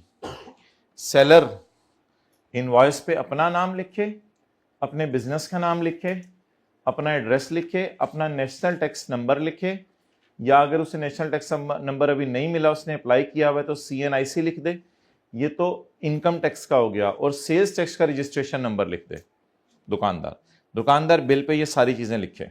याद कर लें, नंबर 1 नाम, बिजनेस का नाम, अपना नाम, बिजनेस का नाम। बिजनेस का नाम अपना नाम हर दफा सेम तो नहीं होता, ठीक है। अपना नाम, बिजनेस का नाम, पता, NTN नंबर या NIC और सेल्स टैक्स रजिस्ट्रेशन नंबर। अच्छा भाई, के आपको कई दफा रिक्वेस्ट की है कि ये सिलेबस से निकाल दो, ये डब्बे डुबे ऐसे डाले हुए बच्चों के रट्टे मारने के लिए, लेकिन वो कहते हैं आसान चीजें, इसमें क्या है, अब ये भी नहीं ये लोग याद कर सकते। The description, quantity and value of goods sold और सर्विसेज रेंडर्ड। बिल पे लिखी होती है, बिल पे मेरे ख्याल से लिखा होता है कि इतने आलू हैं, क्वांटिटी भी लिखी होती है 2 किलो हैं, 3 किलो हैं, और वैल्यू ऑफ गुड्स भी लिखी होती है, इतने रुपए किलो हमने आलू लगाए हैं। और सर्विसेज भी दी होती हैं कि आपका दिल चाह रहा है किसी से जाके चपेड़े खाने को, तो कहेगा ठीक है, एक चपेड़ 500 रुपये की, 1500 रुपये देकर उसे चपेड़े खा के आ जाए। मिसाल दे रहा हूँ, अगला बुलेट मारें। वेयर कभी कभी पढ़ नहीं रहा होता ना बंदा, तो दिल चाहता है कुछ चपेड़े मारे ताकि पढ़ने लग जाए। where each transaction does not exceed 100 रुपया। जहां थोड़ी थोड़ी देर बाद बच्चे आते हैं आपकी दुकान पे, अंकल चीजी दे दें, वो 5 रुपए की लेके जा रहे हैं, अंकल चीजा दे दें, वो 10 रुपए की लेके जा रहे हैं, कोई लॉलीपॉप लेने आ रहे हैं। अब जी पूरा दिन लगाई हुई है, लाइन लगी हुई है बच्चों की, स्कूल से निकलते ही रश हो जाता है बाहर बच्चों का, जैसे ही जो है वो ब्रेक आए। अब ऐसे अगर दुकानदार है वो क्या करें? Where each transaction does not exceed 100 रुपया या और तो 1 or more cash memos per day for all such. तो फिर कैश मेमो अलग अलग ना बनाएं, फिर कैश मेमो अलग अलग ना बनाएं। कैश मेमो का मतलब है एक अपनी कॉपी खरीद के रखें, उस पर लिखते रहे कितने की चीजें बेची हैं। तो फिर क्या करें, 1 कैश मेमो हर सेल का अलग बनाना है, वो आपकी मर्जी है कि पहले सफे पे लिखो टिंकू को मैंने टॉफी बेची 5 रुपए की, फिर अगला सफा खोलो चिंकू को मैंने टॉफी बेची 3 रुपए की। फिर ऐसा ना करो, फिर एक ही सफे पे सबके नाम लिख के फारग कर दो, कोई मसला नहीं है, छोटी मोटी सेल है। Where each transaction does not exceed 100 रुपया, 1 cash memo or more cash memo per day. लेकिन एक दिन का एक कैश मेमो बनाओ, अगला दिन जब शुरू हो तो फिर कैश मेमो का अगला नंबर डाल के शुरू करो। तो अब पूरे दिन में बिकी ही 1 टॉफी है और अगले दिन में 2 टॉफीज बिकी हैं, तो फिर तो आपको 2 कैश मेमो बनाने पड़ेंगे। क्योंकि हर दिन का एक बनाना है। लेकिन अगर आप एक दिन से एक या उससे ज्यादा बनाना चाहते हो, वो आपकी मर्जी है। वो फिर हर सेल का अलग अलग बनाना, वो आप वेले बंदे हो और कोई काम ही नहीं आपका, वो फिर करते रहो, कहते हैं मुझे नहीं मसला नहीं। लेकिन एक दिन का आपने जो कैश मेमो बनाना है, उसके बाद अगले दिन का फिर नया बनाना है, फिर अगले दिन का नया बनाना है, और हर दिन उसके ऊपर क्या लगाना है, सीरियल नंबर। लेकिन ये तो बहुत छोटे दुकानदार होते हैं ना, जो थोड़े बड़े दुकानदार होते हैं वो तो फिर कैश मेमो नहीं बनाते, वो तो क्या बनाते हैं, इनवॉइस। वो तो फिर हर सेल की बनाते हैं। जैसे आपको चीजें बेचेंगे, मेडिकल स्टोर वाले जैसे आपको चीजें बेचेंगे, फौरन 500 रुपए का बिल बना के दे देंगे। अगला कस्टमर आएगा, उसको 600 रुपए का बिल, बल्कि आजकल तो आपने देखा होगा ये होता है, पहले वो बिल बनाते हैं, बाद में आपको कहते हैं बिल जाके काउंटर पे जमा कराएं, आपकी दवाइयां पहुंच रही हैं, आप उतनी देर में पहुंच जाते हैं। तो वो तो कहानी, फिर तो हर इनवॉइस ही अलग बन रही है। उन दुकानदारों की तो बात ही हो रही है। तो बहुत छोटे दुकानदारों को कह रहे हैं कि अगर तुम्हारी चीज 100 रुपए से कम की बिक रही है तो फिर कैश मेमो अलग अलग ना बनाओ। दिल चाहता है अलग अलग बना लो, दिल चाहता है एक बना लो, लेकिन एक दिन में बस कैश मेमो बना के खत्म कर दो और उस पर सीरियल नंबर लगा दो। आगे चलें। डेली रिकॉर्ड ऑफ रिसीट्स, जो आपके पास पैसे आ रहे हैं उनका रिकॉर्ड रखो, सेल का रिकॉर्ड रखो, पेमेंट्स का रिकॉर्ड रखो, परचेजेस का रिकॉर्ड रखो, खर्चों का रिकॉर्ड रखो। सिंगल एंट्री कर लो, कोई डबल एंट्रीज करने की जरूरत नहीं। ये दुकानदार बस पैसे आने का रिकॉर्ड रख रहे होते हैं, सेल क्रेडिट नहीं कर रहे होते। कोई इस तरह के मुश्किल अकाउंट नहीं बने होते, कैश आ रहा है तो सेल बढ़ रही है, इस तरह की एंट्रीज नहीं करते। बस डाली जाते हैं कैश आ रहा है, कैश आ रहा है, कैश आ रहा है, इस तरह लिखते रहते हैं। और जो पैसे नहीं देते उनका एक कॉपी में नाम लिखते रहते हैं, इससे पैसे लेने हैं, लेने हैं, लेने हैं। कोई डबल एंट्रीज नहीं चल रही होती। कहते सिंगल एंट्री रिकॉर्ड रखो in respect of daily receipt, sale, purchase, different heads of expenses. उनको सिंगल एंट्री रिकॉर्ड रखो, कोई डबल एंट्रीज करने की तुम्हें जरूरत नहीं है। लेकिन परचेजेस और एक्सपेंसेस के वोचर संभाल के रखना, परचेजेस और एक्सपेंसेस के, क्योंकि आपने बॉटल्स जो है वो इकट्ठी खरीदी होंगी 300-400 पेप्सी वालों से, और आपने बिजली के बिल इकट्ठा पे किया होगा पूरे महीने का, उनके वाउचर्स संभाल के रखो। अच्छा, वाउचर क्या होता है? वाउचर उन चीजों का बिल नहीं होता, बेसिकली उन चीजों का जो बिल आता है उसको आप अपने पास एक सफे पे नोट करते हैं, उस सफे का नाम क्या होता है? वाउचर। तो वाउचर आप खुद बनाते हैं, उस चीज का बिल नहीं होता बेसिकली। जब वो आता है बिल किसी भी चीज का, तो उसको एक सफे पे नोट करते हैं, उस सफे का नाम होता है वाउचर। आजकल तो वो कंप्यूटराइज बना लेते हैं, बस फॉर्मेट बना होता है, उस पर फिगर डालनी होती है।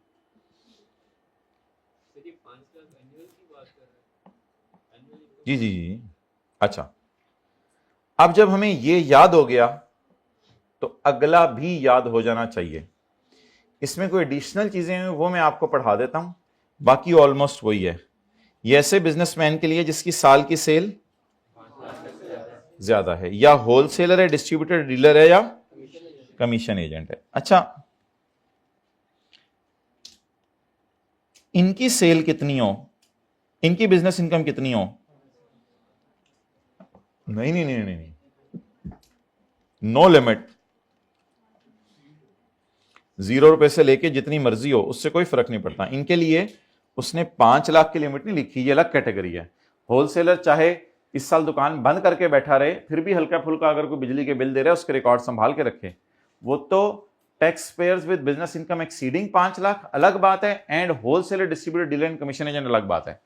अच्छा, इसमें हम देखेंगे ये किन टैक्स पेयर्स की फिर बात हो रही है, ये भी एक डायग्राम देख के आपको समझाऊंगा। फिलहाल इन चीजों पे ज्यादा फोकस ना करें, इधर आ जाएं। Serial number, dated memos, invoice, रसीद for each transaction of sale, रसीद, ये हमने ऊपर से याद कर लिया है, इसमें कोई नई चीज नहीं आई। कोई नई चीज आएगी तो मैं हाईलाइटर से हाईलाइट करवाऊंगा। सेलर का नाम, सेलर के बिजनेस का नाम, एड्रेस, NTN, CNIC तो रिवीजन हो रही है। डिस्क्रिप्शन, क्या बेचा, कितना बेचा, कितने का बेचा, गुड्स बेची या सर्विसेज दी, ये लाइन नहीं है। अच्छा, ICAP ने एक दफा इस तरह का सवाल भी बनाया था कि ये 2 बिजनेसमैन हैं, बता दो इन्होंने क्या ज्यादा शो करना है। तो उसमें फिर डिफरेंट वाली बातें मांगी थी उसने, सिर्फ सारी बातें नहीं लिख के आनी थी। तो जिसको डिफरेंसेस कहते हैं ना, खाली डिफरेंसेस में नई चीजें पूछी थी, तो ये वाला पॉइंट फिर लिख के आना था, पॉइंट C।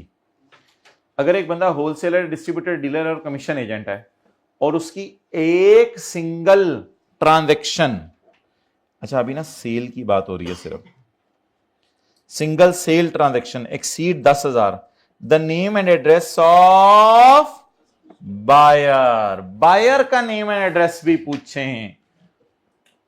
आप अपना तो name and address bill pay लिख चुके हैं, लेकिन आप बायर का नेम एंड एड्रेस भी पूछें। तो आप अगर कभी होलसेलर डीलर के पास चीजें खरीदने जाएं और उससे कहें कि मुझे होलसेल पे चीजें खरीदनी है काफी ज्यादा, वो कहेगा भाईजान ये तो 12,000 का बिल बन जाना है आपका। तो आपको फिर दो काम करने पड़ेंगे, आपको अपना नाम भी बताना पड़ेगा और आप जहां रहते हैं वो जगह भी बतानी पड़ेगी, और वो बिल पे लिखेगा।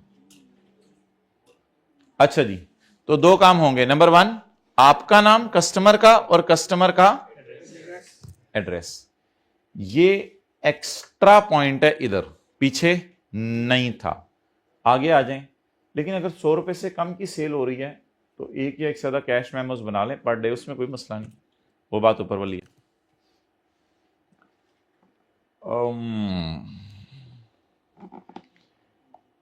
इधर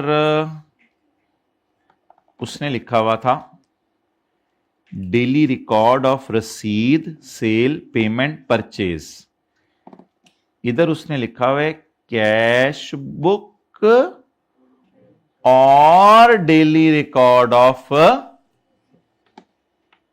तो इधर सिर्फ ये लफ्ज ऐड हुआ है। असल में कैश बुक्स जो है ना बाजार से तैयार फॉर्म में मिलती हैं, उसमें कैश के आने जाने के अलग कॉलम बने होते हैं। कहते हैं फिर आप वो खरीद लें क्योंकि आपका बिजनेस थोड़ा बड़ा है। लेकिन कहते हैं अगर आप डेली रिकॉर्ड वैसे भी रख रहे हो और डेली रिकॉर्ड अपने पास ही किसी सफ़े पे रख रहे हो, मुझे फिर भी कोई मसला नहीं। लेकिन मेरा मशवरा है कि अगर आप कैश बुक खरीद लेना तो वो बहुत ही ज़्यादा अच्छा हो जाएगा। उसमें चीज़ों के आने जाने के फॉर्मेट बने होते हैं, जैसे डेबिट क्रेडिट समझ लें, तो उसमें बस डाले जाएँ फिगर्स, आपको खुद ही पता चल जाएगा क्या आ रहा है क्या जा रहा है। कैश बुक और बैंक बुक खरीद लें आप, इसमें चीज़ों के आने जाने की डिटेल खुद ही बनी होती है फॉर्मेट्स की फॉर्म में, तो आपने सिर्फ फिगर्स डालनी होंगी उसमें। और daily record of receipt, sale, payment, purchase, single entry for daily receipt, sale and different heads of expenses. बाकी 100% सेम है जो आपने ऊपर याद किया। इसके बाद ये तो एंटायरली न्यू आ गई चीज, जनरल लेजर बनाएं, यानी टी काउंट्स बनाएं। आपने कहा ये तो बहुत मुश्किल हो जाएगा। ठीक है, मेरा बड़ा बिजनेस है, लेकिन जनरल लेजर बनाना उसके लिए तो अकाउंटेंट रखना पड़ेगा और सारा। मेरा तो ऐसे ही गुजारा चल रहा है, मुझे काउंटिंग आती कोई नहीं, बस मेरे में अकल है। जो पैसा आ रहा है उसको मैं लिख रहा हूँ एक जगह पे, जो पैसा जा रहा है उसको मैं लिख रहा हूँ एक जगह पे, बस इतना काफ़ी है। कहते चलो ठीक है फिर रहने दो, फिर एनुअल समरी बना लो। बस साल के एंड पे ना समरी बना लिया करो कि मुझे कितने पैसे आए, कितनी मेरी सेल हुई। भाई सेल और पैसे आने में फ़र्क क्यों होता है? सेल 1 करोड़ पे आओ, पैसे 80 लाख आते हैं, बाकी 20 लाख अगले साल आएंगे। इसलिए बार बार कह रहे हैं पैसे आए उसका रिकॉर्ड अलग रखो, सेल है उसका रिकॉर्ड अलग रखो। ये तो जमीन आसमान का फर्क होता है पैसे आने और सेल के अंदर। डेटर अकाउंट में पैसे कुछ और आते हैं, सेल कुछ और होती है। कहते हैं इन दोनों का रिकॉर्ड रखो। आपने कहा इसके लिए टी अकाउंट बनाऊं? कहते हैं मर्जी है आपकी, टी अकाउंट बना लो या एनुअल समरी बना लो, मैं आपको मजबूर नहीं कर रहा टी अकाउंट बनाओ। आपके माना कि 5 लाख से ज्यादा है बिजनेस इनकम, लेकिन मैं कोई आपको मजबूर नहीं कर रहा। ये तो टोटली नई लाइन हो गई। एंड वाउचर्स, ये तो पीछे से उठाई है इसने, vouchers of purchase and expenses. लेकिन इसमें इसने एक लफ्ज एक्स्ट्रा डाल दिया है, क्या? And where a single transaction exceed 10,000। My dear, उधर मैंने सेल की ट्रांजैक्शन लिख दिया था, अब ये सेल की ट्रांजैक्शन नहीं है, अब ये परचेज है। और अगर आपकी एक ही परचेज 10,000 से ऊपर निकल जाए तो फिर name and address of seller को आप पे कर रहे हो पैसे, अब सेलर का नाम जो है वो अपने पास वाउचर में लिखो, क्योंकि अब आप बिल नहीं बना रहे, अब आप बिल नहीं बना रहे। इसकी मिसाल समझने की कोशिश करें। अब मैं किसी के पास अगर चीज खरीदने जाऊं तो बिल पे तो चीजें लिखना उसकी जिम्मेदारी है, वो अपनी जिम्मेदारी कैसे पूरी करता है नहीं करता वो उसका मसला है। मैं जब घर या दुकान में वापस आ जाऊं तो अगर मैंने 10,000 से महंगी चीज खरीदी है तो मैं एक वाउचर सा बनाऊं, एक सफा सा बनाऊं, खूबसूरत सा कार्ड बनाऊं जिस पे लिखूं मैंने 12,000 रुपए का इलेक्ट्रॉनिक शेवर खरीदा है और मैं फलां दुकानदार को पैसे पे करके आया हूं, उसका ये नाम है और ये पता है। तो अपने जो वोचर बना रहे हैं, वोचर मैंने बताया बिल नहीं होता, वोचर ये होता है कि आप जो चीज खरीद के आए हैं उसका अपने पास क्या मेंटेन कर लें, रिकॉर्ड मेंटेन कर लें।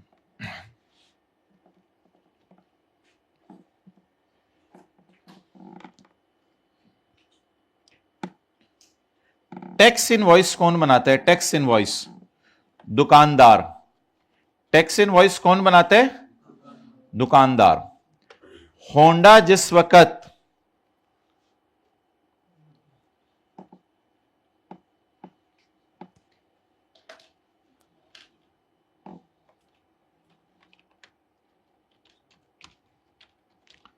टायर खरीदेगा तो जनरल टायर क्या बनाएगा?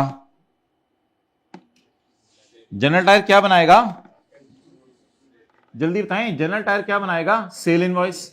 लेकिन होंडा उसका आके अपने दफ्तर में क्या बनाएगा? वाउचर। नहीं, परचेज इनवॉइस तो वो नहीं बनाता, दोबारा बिल तो नहीं बनाता, वो तो बिल को सामने रख के क्या बनाएगा?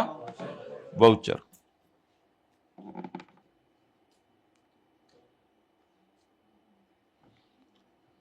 अच्छा, अब ये देखें वाउचर क्या है। Voucher accounting voucher creation, purchase number 1 यानी आज के दिन की पहली परचेज। ये मैं जनरल टायर से जो बिल लेके आया हूं उसको सामने रख के मैं अपने लिए एक वाउचर बना रहा हूं। Voucher supplier invoice number, supplier invoice number यानी जो मुझे जनरल टायर ने बिल बना के दिया उसने उस पे नंबर क्या लगाया था? सप्लायर का invoice number. Parties account name, मैं जनरल टायर से चीजें खरीद के लाया हूं, यकम मई को खरीद के लाया हूं या 2 मई को, जो भी तारीख लिखी हुई है। पर्टिकुलर्स, मैं उसमें परचेज क्या चीज की है, कितने की है, ये सारा। Material is purchase from BM suppliers, vide their bill 18 dated फला फला फला, ये सारा मैं करके आया हूं। ये मेरे पास, ये मेरी परचेज इनवॉइस नहीं है। परचेज इनवॉइस मेरी माय डियर वो होती है जो उसके लिए सेल इनवॉइस थी। वो जो बिल बना के देता है वो सेल इनवॉइस कहता है, मैं उसे परचेज इनवॉइस कहता हूं। लेकिन पूरी दुनिया में एक ट्रेंड चल रहा है कि परचेजेस की जनरल एंट्री परचेज इनवॉइस से ना करें। परचेजेस की जनरल एंट्री से पहले अपने रिकॉर्ड के लिए एक वोचर क्रिएट करें। तो ये शायद अकाउंटिंग की क्लास में नॉर्मली पढ़ाया नहीं जाता, शायद ऑडिट की क्लास में पता नहीं पढ़ाया जाता हो, वो मुझे नहीं पता। तो ये एक वोचर बनता है। वोचर है परचेज को टी अकाउंट में डालने से पहले अपने लिए सारा रिकॉर्ड दोबारा लिख लेना, ताकि अगर जनरल टायर ने कोई सुस्ती भी की है कोई चीज लिखने में तो मेरे पास कम से कम डेट वगैरह सारी चीजें मौजूद हो। कल कल को मेरे से कोई आके पूछे तुम्हारी परचेज कब हुई थी, कितने की हुई थी, किससे हुई थी, कैसे पेमेंट की थी, वो सारा रिकॉर्ड मेरे पास होना चाहिए कि डिस्काउंट कितना मिला था परचेज पे। ये मैं अपने लिए रिकॉर्ड बना के रखा हुआ है, ये परचेज का बिल नहीं है। तो आमतौर पर इसका तस्वुर दुनिया में इसलिए आया था कि जनरल टायर जो बिल बना के देता था उसमें कुछ चीजें मिसिंग कर देता था या भूल जाता था। तो हम अपनी परचेज इनवॉइस पूरी बना लें, फिर सॉरी परचेज इनवॉइस नहीं, अपना परचेज वाउचर। तो मैंने अगर कोई परचेज की है और वो मेरी परचेज 10,000 से ज्यादा है तो फिर मैं 2 रिकॉर्ड और रखूं अपने पास। वाउचर में नाम लिखूं बंदे का और एड्रेस। किस बंदे ने शायद एड्रेस नहीं लिखा हुआ, इसके लिए जरूरी है नहीं है, मैंने तो इंटरनेट से उठाया। नाम तो हमने लिखा हुआ है, तो लेकिन हमारा लॉ कह रहा है अगर ये 10,000 से महंगी परचेज है, जैसे ये परचेज 3,000 है तो इसमें नहीं जरूरत, मिसाल दे रहा हूं, इसमें नहीं जरूरत। लेकिन अगर ये परचेज कितने की होती, 10,000 की होती, तो मैं नई लाइन डालता, एड्रेस ऑफ पार्टी। उस पार्टी का एड्रेस भी लिखता मैं कि जनरल टायर में कहां से जाके मैंने चीज खरीदी है। Next, where the tax pay deals in purchase and sale of goods. दूसरे कौन से टैक्स पेयर होते हैं जो गुड्स नहीं बेच रहे होते? सर्विसेज वाले। तो फिलहाल किन की बात हो रही है? सिर्फ गुड्स वालों की। गुड्स वालों ने एक और चीज रखनी है, ये तो माय डियर बिल्कुल नई है, ये तो बिल्कुल नई है। क्या? Quarterly inventory of stock. Quarterly inventory of stock. कब स्टॉक गिने? हर साल बाद, हर 6 महीने बाद या हर 3 महीने बाद? हर 3 महीने बाद। शोइंग, उसमें क्या क्या लिखा हो, 3 कॉलम बने हो, क्या क्या चीजें पड़ी हैं, कितनी कितनी पड़ी हैं और कितने की खरीद के रखी हुई हैं। बस ये 3 बातें लिख लें ताकि कोई आए और आपसे पूछे आपकी दुकान पे पूरा क्या पड़ा हुआ है तो आप उसको बता सकें। आप बताएं ये स्काई ब्लू हाइलाइटर क्या शो कर रहा है? 5 लाख से ऊपर जिसकी बिजनेस इनकम है उसने ये चीजें एक्स्ट्रा कीप करनी है अपने पास, रिकॉर्ड्स टू बी केप्ट, उसने ये एक्स्ट्रा चीजें अपने पास कीप करनी है। तो मेरे तो ख्याल से फिर आप लोग घर में जाके ये नीचे वाला याद कीजिएगा, ऊपर वाला ऑटोमेटिकली याद हो जाएगा, ऐसा ही है। और अगला अब आप खुद ही बता दें मुझे, अगले में कोई एक्स्ट्रा चीज है तो इसमें थोड़ी सी चेंज आएगी चीजों में, क्योंकि अब हम ये medical practitioners, legal practitioners, accountants, auditors, architects और इंजीनियर्स की तरफ चले गए हैं। अब अगर एक बंदा है जो इंजीनियर है, या एक बंदा है जो लॉयर है, या एक बंदा है जो अकाउंटेंट है या ऑडिटर है, वो क्या रिकॉर्ड्स मेंटेन करे? Serially numbered and dated patient slip, invoice या रसीद। तो पेशेंट स्लिप नया लफ्ज है ना, पेशेंट स्लिप, उधर कौन सा लफ्ज था? Cash memos. कैश मेमोस की जगह यहां क्या लफ्ज यूज हो गया? Patient slip. For each transaction of sale और receipt containing the following. Doctor साहब का नाम, name of his business, business का नाम और प्रोफेशन, एड्रेस, एनटीएन और NIC and sales tax registration number if any, अगर उसका कोई है।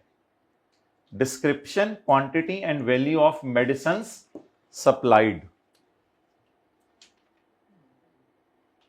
Description, quantity and value of goods sold, ठीक है, सही सेम ही चल रहा है almost.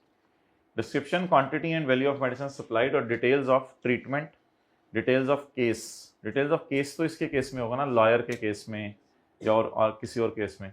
Detail of treatment, detail of case और डिटेल ऑफ ट्रीटमेंट अकाउंटेंट तो नहीं करता होगा, अकाउंटेंट के पास आप मसला लेके जाएंगे, आओ जो मैं आपकी ट्रीटमेंट करता हूं जरा, वो तो केस देखेगा आपका या सर्विसेज देगा आपको। Confidential details are not required.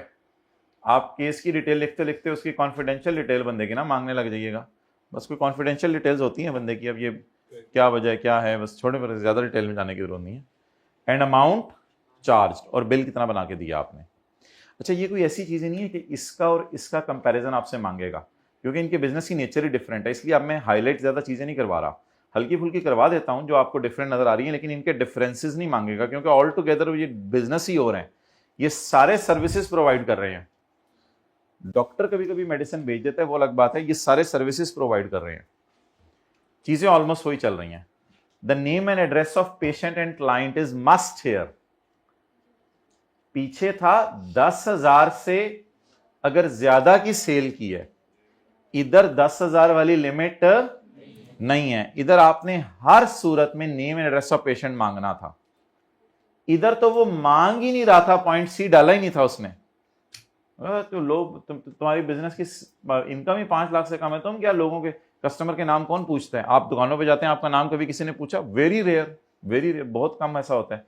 लेकिन अगर आपकी बिजनेस इनकम 5 लाख से ज्यादा है और आप एक बंदे को सेल 10,000 से ज्यादा कर रहे हो, फिर उसका नाम पूछ लो।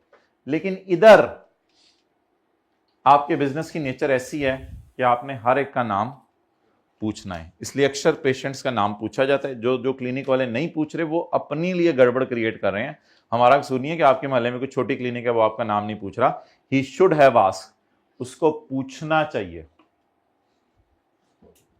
और अक्सर अपॉइंटमेंट लेते हुए पूछ ही लेते हैं, बाहर बंदा बैठा होता है वो हमेशा पूछते हैं, सर आप अपना नाम लिखवा दें, आपकी बारी लगवा देते हैं, तो बारी लगी रहती है। However the condition of recording address of patient, नाम और पता पूछें, लेकिन पेशेंट का पता, पेशेंट स्लिप वाली clause shall not apply to general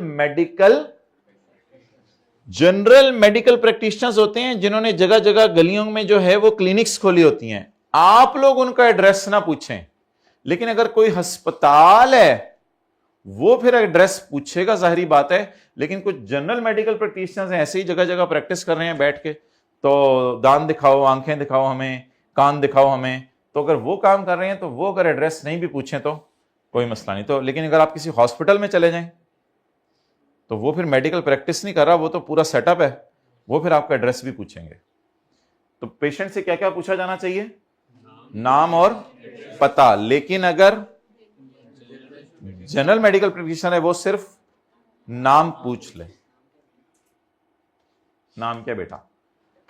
daily appointment engagement diary, ये तो वो जो सेक्रेटरी होता है डॉक्टर का, वो तो उसने फोन आप करते हैं अपॉइंटमेंट जब लेते हैं तो वो लिखता ही है सब कुछ। Daily appointment engagement diary in respect of clients and patients.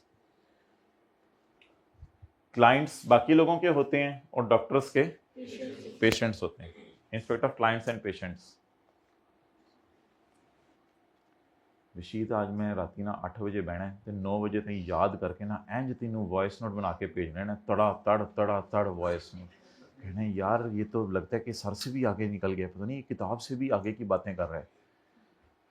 आज बस छड़ दे यार तू मैनू आज। And this clause shall not apply to, अच्छा वो तो हो गया था। ये तो कॉपी पेस्ट है। डेली रिकॉर्ड ऑफ रिसीट्स, ये वाली चीज कॉपी पेस्ट है।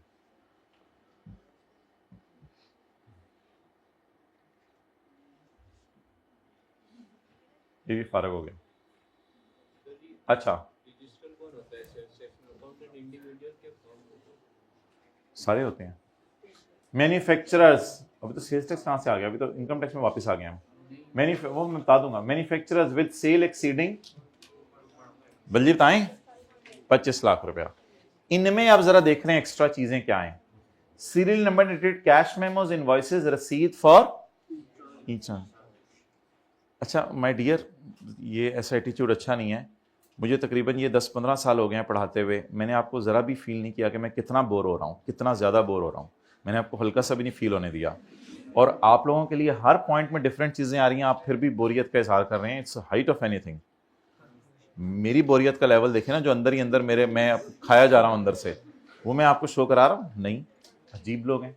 Serial number and cash memos, invoices, कितनी इंटरेस्टिंग बातें हैं। एंड रसीद for each transaction of sale or receipt containing the following: tax with name of his business address, national tax number, CNIC, and copy paste. Description, quantity and value of goods, copy paste, copy paste. अच्छा, यहां cash book और bank book must है। यहां पे cash book और bank book must है, यहां पे और वाली ऑप्शन नहीं है। अब हूं अगे नहीं, तो इसका फिर मेरा मशवरा है कि ऐसे लिख ले कि और वाली बात आगे नहीं है। यहां पे आपके पास बाइंडिंग है कि क्या रखें? कैश बुक और bank book. Sale day book and sales ledger, ये एक नई चीज आ गई। ये थी पीछे नहीं, वो तो जनरल लेजर, वो तो अलग था।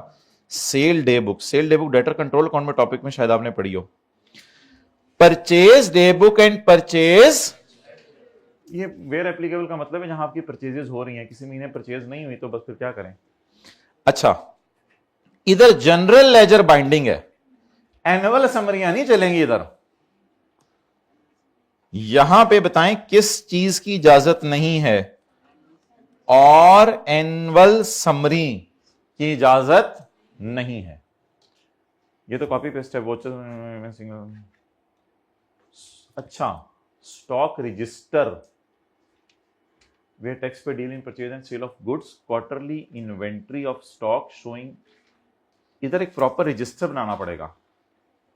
बिल्कुल एक नया लफ्ज आ गया। इधर क्या बनाना पड़ेगा? Proper stock register of stock. इसमें रॉ मटेरियल अलग होगा, finish goods, supported by gate inward and gate outward records. Gate inward का क्या मतलब? जो चीजें आई। आउटवर्ड का मतलब? जो चीजें गई। एंड क्वार्टरली इन्वेंट्री ऑफ, ये तो कॉपी पेस्ट है। क्वार्टरली इन्वेंट्री तो वहां भी लिखा हुआ था। Including work in progress, showing description, quantity and value. असल में ना तीनों चीजों का रिकॉर्ड आपने रखना होता है, रॉ मटेरियल का, फिनिश गुड्स का और वर्क इन प्रोग्रेस का। जी बोलें, कौन सी वाली? नहीं, गेट इनवर्ड आउटवर्ड नहीं, इंपोर्ट एक्सपोर्ट नहीं है। गेट इनवर्ड का मतलब है होंडा एटलस कार के दफ्तर के अंदर जो है वो टायर आए, इंजन आए, गेट इनवर्ड, गेट से इन हुए, और गेट आउटवर्ड का मतलब है सरासे गाड़ी लेके चले गए। तो ये मतलब है गेट इनवर्ड और गेट आउटवर्ड, फैक्ट्री के गेट से जो इन हो रहे हैं और फैक्ट्री के गेट से जो आउट हो रहे हैं। चलो भाई रिलैक्स हो, जो टेके लगा लो। अल्हम्दुलिल्लाह ये सब अजीब सी चीजें खत्म हुई। बिजनेसमैन के बारे में ये ओवर हो गया। अच्छा, ये थोड़ी सी ट्रिकी चीजें हैं कि किस किस के लिए एप्लीकेबल है।